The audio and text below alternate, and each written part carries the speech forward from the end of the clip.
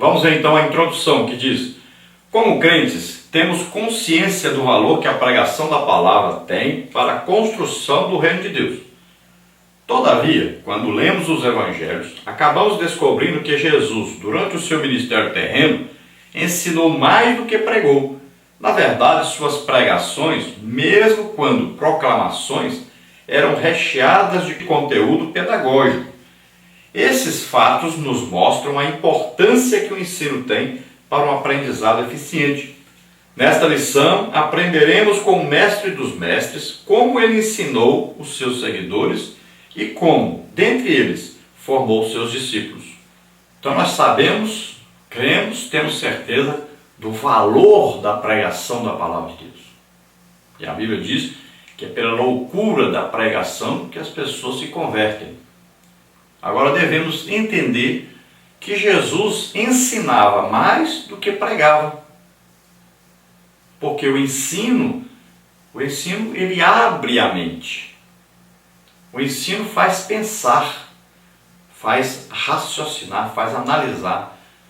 O ensino ele vem bem devagarinho, abrindo a alma, para que a pessoa compreenda o Evangelho e ele tome a decisão consciente, voluntária, de seguir a Cristo.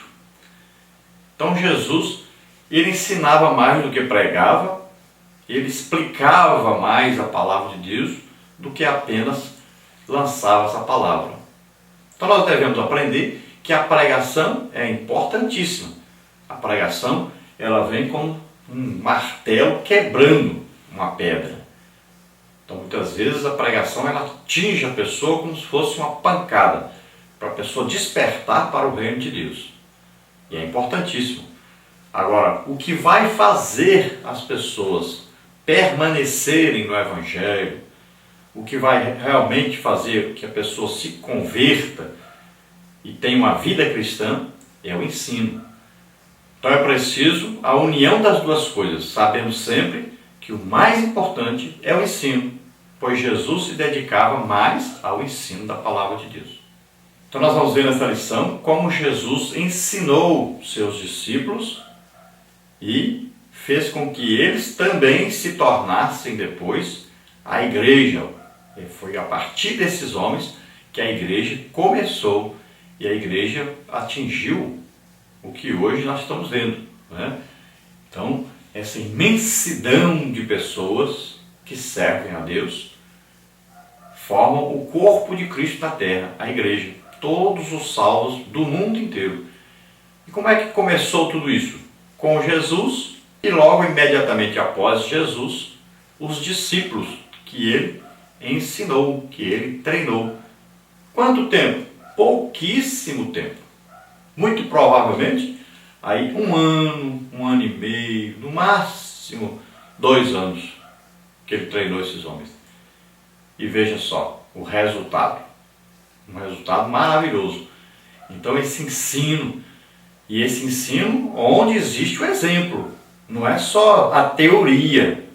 Tem muita gente enganada com o Evangelho, pensa que o Evangelho é apenas teoria, apenas a pessoa ficar falando para os outros, explicando a palavra. Não é só isso.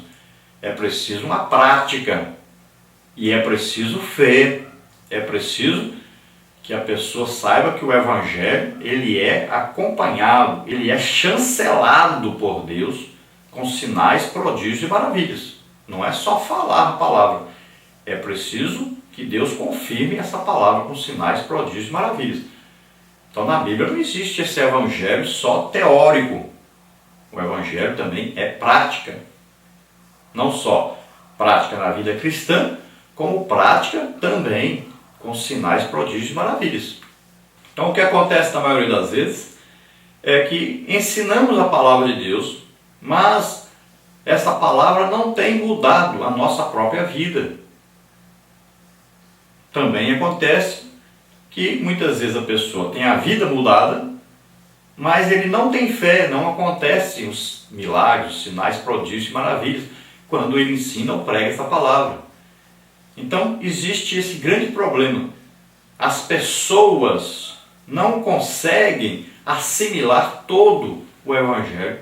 Ou se desenvolve muito a parte teórica e a parte prática falta, ou então se desenvolve muitas vezes a parte teórica e a parte prática e falta a parte espiritual, ou muitas vezes existe a parte espiritual, existe a parte teórica, mas não existe a prática pessoal. Então, sempre existe esse defeito. O ser humano, ele não consegue ser aí integral, ou seja, não consegue ser completo nessa pregação do Evangelho. Então nós temos que lutar para, no nosso dia a dia, a gente cresça na graça e no conhecimento e que a gente possa, ao mesmo tempo, ser exemplo na nossa vida cristã, no nosso testemunho de cristão, e ao mesmo tempo possamos ser exemplo na parte espiritual, com sinais, prodígios e maravilhas, e ao mesmo tempo possamos também ser exemplo no estudo e na compreensão das Escrituras. Então o ideal é o crescimento no corpo, na alma e no espírito. E nessa perfeição nós só encontramos Jesus. Então temos que imitá-lo, segui-lo, procurar ser o mais próximo possível do que Jesus ensinou-nos a ser. Parte 1 então, o mestre. Tópico 1, seu ensino. Tópico 2, seu exemplo. Vamos ver então tópico 1, seu ensino. Jesus, o homem perfeito, foi o mestre por excelência. A maior parte do seu ministério foi dedicada a ensinar e a preparar os seus discípulos. Veja Lucas 4, 5, 6, 11, 13 e 19. Portanto, o ministério de Jesus foi centralizado no ensino. As Escrituras registram que as pessoas ficavam maravilhadas com o ensino do Senhor. Veja Lucas 4, 22. Elas já estavam acostumadas a ouvir os mestres judeus ensinando nas sinagogas. Lucas 4, 20. Porém, quando ouviram Jesus ensinando, logo perceberam algo diferente. Mateus 7, 28 e 29. O que era? Ele as ensinava com autoridade e não apenas reproduzindo o que os outros disseram. A natureza de seu ensino era diferente. Seu ensino era de origem divina. João 7,16. Então, qual era a grande diferença do ensino de Jesus para os mestres ali dos judeus? O que havia de tão diferente? Então, a grande diferença era que Jesus, ele não citava outros mestres, ele não aprendeu com pessoas. Nós estamos vivendo uma época hoje que as pessoas ficam citando as pessoas. Isso aqui é assim porque a pessoa fulano de tal disse que é assim. Mas Jesus ensinava e dizia, isso aqui é assim porque Deus disse que é assim. Ele aprendeu de Deus. Então o seu grande mestre é Deus. E ele ensinava então praticando o que ensinava. Não era só falando, ele praticava aquilo que ensinava. E ele mostrava que realmente Deus estava com ele. Ele mostrava e demonstrava isso. Então é um ensino diferente. Então os escribas, os fariseus, os mestres, os rabinos, todos aqueles que ensinavam, eles ensinavam se referindo muitas vezes a algum grande mestre judaico. E eles mesmos não praticavam aquilo que ensinavam e não existia também um selo de Deus sobre o que eles ensinavam. Por quê? Eles não eram usados em milagres. Não havia sinais, prodígios e maravilhas. Então não havia o quê? Não havia a chancela de Deus. Não havia o carimbo de Deus. Não havia a confirmação de Deus sobre o que eles ensinavam.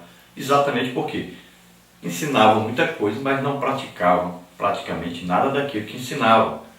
Não acreditavam naquilo que ensinavam. Então, quantas vezes nós temos visto pessoas aí muito boas para ensinar, famosas, com muitos títulos, diplomas, mas ele ensina, por exemplo, ele ensina sobre cura, mas ele não ora para ninguém ser curado. Ele ensina sobre o batismo do Espírito Santo, mas ele não ora para alguém ser batizado no Espírito Santo. Então não existe a confirmação que ele tem fé naquilo que ele ensina. Então está aí um ensino que não convence, que não muda. É um ensino que pouco modifica as pessoas que são ensinadas. Porque não existe a parte prática naquilo que ensina. E na maioria das vezes não existe a parte prática nem na vida daquele que ensina e nem na parte espiritual na vida daquele que ensina. Então, aí fica difícil o ensino fazer um efeito que deveria fazer. E veja que os homens, eles são tendentes a não acreditarem no ensino, a não darem valor ao ensino. Tanto é que o próprio Jesus, quando ele chegou na terra onde ele foi criado, em Nazaré, as pessoas rejeitaram o seu ensino. Por quê? Disseram, não, esse aqui nós conhecemos. Conhecemos aqui sua mãe, seus irmãos, suas irmãs. É carpinteiro, sabe? Não é o filho do carpinteiro aqui. Nós conhecemos. Então eles rejeitaram. Isso é normal nos homens, eles rejeitam aqueles que eles conhecem. Por quê? Porque eles querem rejeitar a Deus, então eles vão rejeitar quem está trazendo a mensagem de Deus.